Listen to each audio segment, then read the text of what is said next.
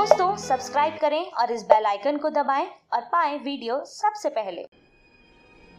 मैं भारत को भारतीयता की मान्यता के आधार पर फिर से खड़ा करना चाहता हूं, उस काम में लगा हूं। कुछ लोग गुड़ खाइए, कुछ लोग काकवी खाइए, माने जिसको राब कहते हैं। जितना जाड़े का समय है ना, नवंबर दिसंबर जनवरी फरवरी तक राब भरपूर खा सकते हैं। दही में राब खाइए, दूध में राब खाइए, हलवा राब का बनाइए, गुड़ का हलवा बनाइए, गुड़ दही में खाइए, गुड़ दूध में खाइए। अब गुड़ को दूध और दही में खाने का नियम है, वो भागवत जी कहते हैं। वो कहते हैं जी दही में मिला के गुड़ खाया जाए, दही में मिला के गुड़ खाइए, दूध में गुड़ कभी मत मिलाइए, दूध में गुड़ कभी मत मिलाइए, दही में मिला के खाइए। तो दूध में कैसे खाएंगे जी? दूध में ऐसे खाएंगे कि पहले गुड़ खा लीजिए, पीछे से दूध पी लीजिए, या दूध पी लिया पीछे से थोड़ा गुड़ खा लीजिए। दूध में गुड़ मिला नहीं सकते, और दही में कभी भी बिना मिलाए मत खाइए। आप में से कोई बिहार वाले हैं ना, तो वहां पर एक बहुत बढ़िया व्यंजन मिलता है, उसका नाम है दही चूड़ा। दही चूड़ा ही कहते हैं, चूड़ा। ये मिथिला में मैंने खाया और ऐसा अद्भुत है जो दुनिया में शायद कहीं ना हो। मिथिला में, मिथिला माने एक एरिया है बिहार का, करीब 8-10 जिले उसमें आते हैं। उन जिलों में जब भी आप जाएं तो मेहमान को वही परोस के लाते हैं। तो मैं भी मेहमान जैसा ही रहता हूं, तो मुझे हर घर में दही चूड़ा मिलता है। तो वो दही डाल के लाते हैं, ऊपर से गुड़ डाल के लाते हैं, दही के ऊपर गुड़ रहेगा। तो मैंने कई बार कहा कि अलग प्लेट में गुड़ ले आओ, तो वो कहते नहीं, आपको फिर खाना नहीं आता दही चूड़ा। तो पहले मुझे सच में नहीं मालूम था। अब जब ये मुझे पता चला बाघभट्ट चिकित्सा का, तब मेरी अकल में आया कि वो सब बाघभट्ट के चेले हैं। दही में गुड़ मिला के पहले से ही चिवड़ा पे रख के लाते। तो दही में गुड़ मिला के ही खाइए। अगर आप दही खा रहे हैं तो गुड़ मिला के ही खाइए। तो दही के कई दोष जो आपके लिए अनुकूल नहीं है वो भी खत्म हो जाते हैं। और दूध में गुड़ कभी भी मत मिलाइए। एक जगह तो वो ये कहते हैं कि दूध खाली पी लीजिए, गुड़ आगे पीछे खा लीजिए, वो ज्यादा बेहतर है। तो गुड़ खाइए, मेरा कहने का मतलब ये है। अब गुड़ के कितने प्रिपरेशन है हमारे घर में? गुड़ का तिल का प्रिपरेशन एक है, तिल पट्टी कहते हैं, गजक। तो भरपूर गजक खाइए। क्यों खाइए जी? तिल है और गुड़ है।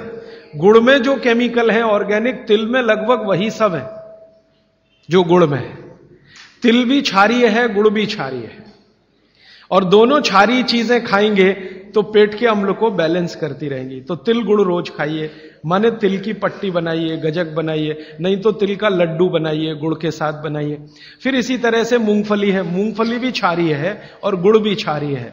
तो मूंगफली और गुड़ मिला के वो पट्टी आती है, वो खाइए, बच्चों को खिलाइए।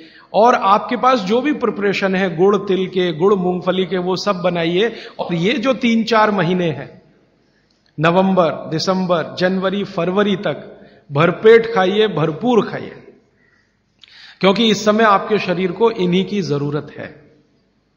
तो कफ जिंदगी से बहुत दूर रहेगा। तिल खा रहे हैं, गुड़ खा रहे हैं, मूंगफली खा रहे हैं, कफ बढ़ने की बिल्कुल संभावना नहीं।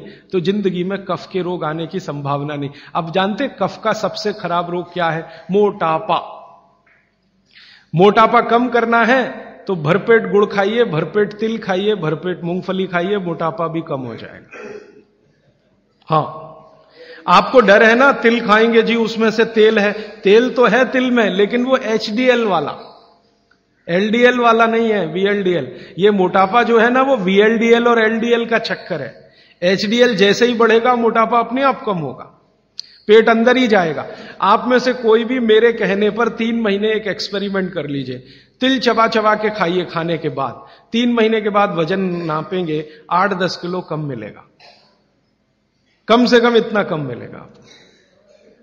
खाना खाया, खाने के बाद आप सौंफ खाते हैं ना, सौंफ की जगह तिल खाइए। और काला खाया तो और ज्यादा वजन कम मिलेगा। काला तिल एक है, सफेद। काले की गुणवत्ता सफेद से भी ज्यादा है, लेकिन ये इन्हीं 4 महीनों में। गर्मी में अगर आपने यही तिल खाया तो प्रॉब्लम आएगी। भागवत जी कहते हैं कि तिल खाने का सबसे अच्छा समय वही है जो आज चल रहा है, ये फरवरी तक चलेगा। तो फरवरी तक, और कभी बहुत ज्यादा लिबरल हों तो होली के दिन तक वो कहते हैं तिल खाने का समय है, होली होते ही तिल कम करिए या खत्म करिए। फिर कुछ और चीज आएगी, वो क्या आएगी वो मैं बता दूं, लेकिन आप ये करके देख लीजिए। 4 चीजों को ज्यादा उपयोग आप करेंगे, वजन आपका कम होता जाएगा, पेट का अम्ल कम होता जाएगा, घुटनों के अंदर का जो कई बार कहते हैं ना डॉक्टर यूरिक एसिड जमा हो गया जी, यूरिक एसिड क्या है, अम्ल ही तो है। तो ये यूरिक एसिड आपको कम करना है, तो गांठ के सब जो माने जोड़ों के दर्द आपको कम करने हैं, तो इनके लिए ये सब चिकित्सा बताई है। तिल है, गुड़ है, और मैंने एक चीज बोली थी कि अगर आप जैन नहीं हैं तो शहद है। शहद में भागवत जी कहते हैं छोटी मधुमक्खी का शहद, बड़ी का नहीं। तो शहद लाएं तो उसको पूछ लीजिए। दोस्तों सबसे पहले तो चैनल सब्सक्राइब करें, फिर लाइक, कमेंट और शेयर करें, और हाँ, हमारा एंड्रॉयड ऐप डाउनलोड करना ना भूलें।